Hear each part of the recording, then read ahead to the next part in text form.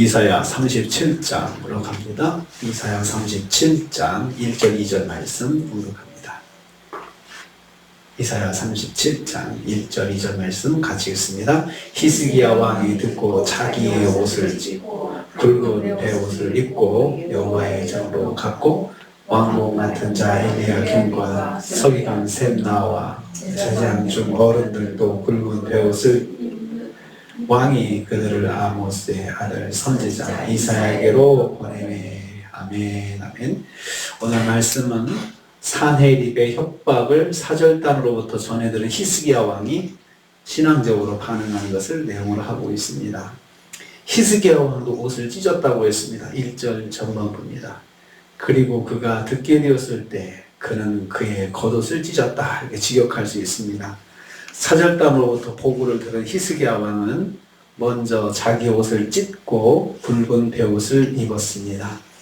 그 말을 전해 들었을 때 얼마나 속에서 끌어올랐겠습니까? 그래서 말로 다시 이렇게 하라고 말하고 막 그냥 화를 내고 그러지 않고 일단 듣고라고 했습니다. 이 듣는다는 말은 귀를 기울여 자세히 듣는 것을 말합니다. 흘려듣는 것이 아니고 자세히 귀를 기울여서 사절단이 보고하는 것을 한마디 놓치지 않고 정확하게 듣고 나서 히스기야 왕은 비통한 심정으로 사건의 전말을 보고하는 사절단의 말을 귀 기울여서 자세히 들었습니다.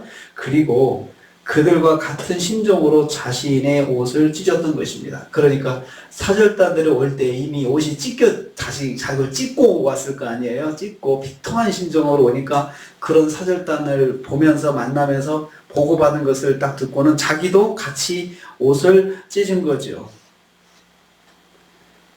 그리고 굵은 베옷을 입었습니다. 자기 몸을 고통스럽게 하고 자신의 극심한 슬픔을 표시한 것입니다. 하나님의 이름이 모독당하는 것에 대한 애통함을 표현한 것이죠. 그렇게 하나님을 모독했다는 거야? 그런 말이죠. 그런 마음이죠. 하나님을 감히 그렇게 모독하다니 그 말을 들은 자신도 너무 애통한 거예요. 너무나도 하나님께 죄송하고 그 심정이 마음이 고통스러운 것이에요. 그래서 먼저 그 마음을 표시한 것이 자기도 옷을 찢었다는 것입니다. 세상으로부터 하나님의 영광이 가리움당할 때 애통하는 마음이 있어야 합니다. 우리 성도들은 그래야 됩니다. 하나님의 영광이 가려질 때 세상 사람들로부터 하나님의 영광이 가려지고 하나님께서 비난을 받으실 때 우리 때문에 비난을 받고 그러실 때 우리도 애통하는 마음이 있어야 합니다. 두 번째로 히스기야 왕은 여호와의 전으로 갔다고 했습니다. 1절 후반부입니다. 비통하고 애통한 마음을 가지고 제일 먼저 하나님을 만나러 갔다는 말씀입니다. 히스기야 왕이 여호와의 전으로 간 것은 가장 먼저 기도하기 위함이었습니다. 히스기야는 국가적 위기 상황에서 백성들을 대표해 여호와 하나님께 당시의 상황을 있는 그대로 알리고 구원을 간구했던 것입니다. 히스기야 왕이 제일 먼저 성전으로 올라갔다는 것은 그가 가진 하나님에 대한 확고한 신앙을 반영하고 있는 것입니다. 속상했을 때, 마음이 통할 때 제일 먼저 누구를 찾아가냐 그게 중요하죠. 누구에게 말하냐, 누구를 만나서 이야기하냐 그것이 그 사람이 누구를 중요하게 생각하는지 보여주는 것이지 않겠습니까? 히스기야 왕은 제일 먼저 하나님을 찾아갔습니다. 이것은 하나님에 대한 믿음을 보여주고 있습니다. 히스기야는 유일한 희망을 하나님께 두었던 것입니다. 사람의 노력보다 하나님의 도우심이 더 확실하며 군대의 힘보다 여호와의 힘이 더 위대함을 확신했기 때문에 그는 하나님께 나갔던 것입니다. 사실 히스기야 왕은 국가 지도자로서 사실 나라에 희망이 없는 절대 절망이 아니겠습니까?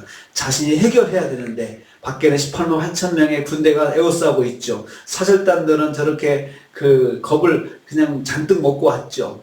모욕을 당하고 왔죠. 그런데 대책이 없죠.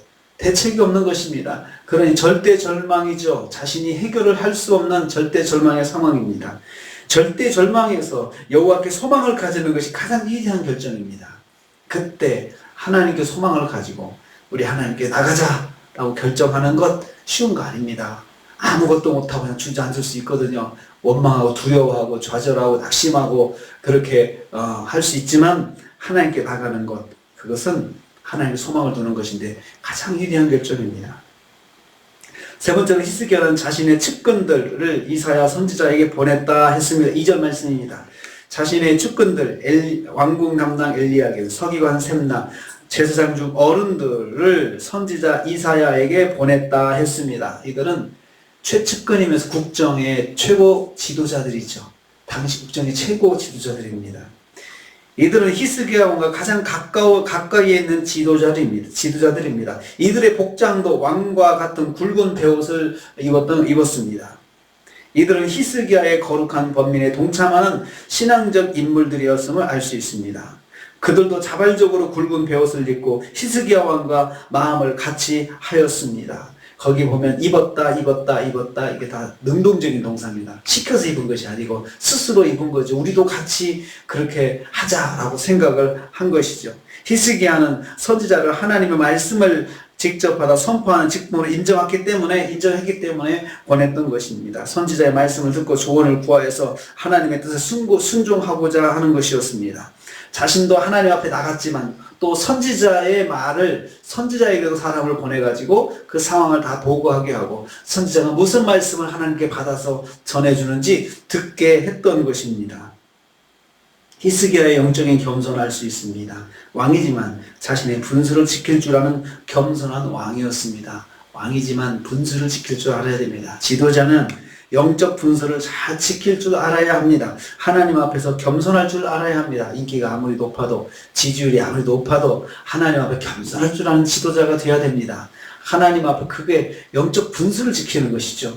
자기가 능력이 있다고 해서 영적 분수를 어긋나서 자기가 만능으로 생각하고 모든 걸 힘으로 하려고 하는 것은 그건 교만입니다. 교만입니다. 히스기야는 절대 절망의 상황 속에서 하나님 앞에 나갔고 또 그 상황에서 영적 지도자에게 그 상황을 또 알리고 지도자가 하나님께 기도하고 하나님께 받은 말씀을 또 듣고 경청하고 오도록 또 국정 최고 지도자들을 보냈던 것입니다. 그렇게 하면 국정 최고 지도자들은 선지자를 어떻게 알겠습니까? 어려울 때 선지자로부터 말씀을 들어야 되는구나 라고 그렇게 알 거 아니겠습니까? 만약에 그 상황에서 선지자는 딱 빼놓고 자기가 하나님께 나서 기도하니까 됐다라고 생각하면 그들도 그렇게 할 거 아니겠습니까? 그래서 히스기야는 그런 상황 속에서도 영적인 질서를 지킬 줄 아는 겸손한 왕이었습니다. 그런 마음으로 히스기야가 하나님께 나갔습니다. 오늘의 말씀의 핵심은 그렇습니다. 절대절망 상황에서 먼저 하나님께 나가야 된다. 그것이 가장 위대한 결정이다. 내가 어려울 때 하나님께 나가서 기도하기 위한 결정, 가장 위대한 결정입니다. 하나님께서 그것을 듣습니다. 그리고 그것을 영적 지도자에게 또 말씀드리면서 기도해달라. 또 하나님께 말씀을 받아달라. 그렇게 하는 것, 이거 영적 분수를 지킬 줄 아는, 또 어려울 때 그렇게 다 조목조목 겸손하게 생각할 줄 아는 것, 이거 참 중요합니다. 사람이 어려울 때 질서가 무너지고 자기가 이제 뭐 2판 4판이다 자기가 하고 싶은 대로 다 할 수 있거든요. 말도 함부로 하고 그냥 뭐 그렇게 할 수 있는데 히스기야가 첫째 입은 딱 닫았죠. 침묵했죠. 그러면서 몸으로 애통함을 하나님 앞에 보여주면서 그리고 하나님께 나갔던 것을 봅니다. 이제 또 명절을 시작합니다. 한 주간 또 지내시면서 명절을 보내시면서 우리 하나님과 동행하시고 또 명절 기간 동안 우리 하나님 만나고 또 하나님 의지하시는 승리하시는 저와 여러분 되시기를 주님의 이름으로 축복합니다. 주님 감사합니다.